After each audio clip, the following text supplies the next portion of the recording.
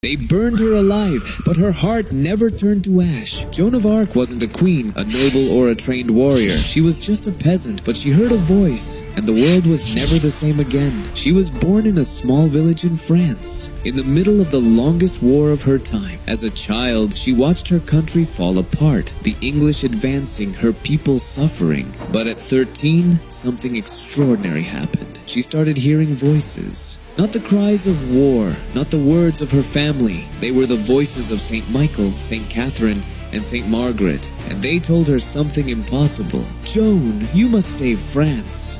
Imagine that. A peasant girl with no power, no army, facing a destiny too big for her. What would you do? Joan didn't hesitate. She believed. At 16, she defied every rule. She dressed as a man and traveled to the court of the Dauphin Charles VII. Why would they listen to her? She was just a girl claiming God spoke to her. But Joan didn't beg or plead. She stood before him and said, "I will make you king."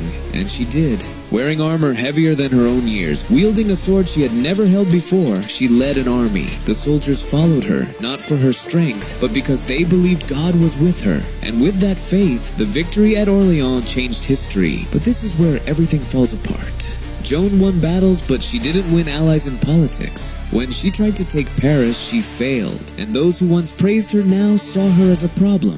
She was betrayed, sold to the English. Locked in a cell, stripped of her armor, her army gone, they forced her to confess that her voices were false. Say you lied, and you will live. But she didn't lie.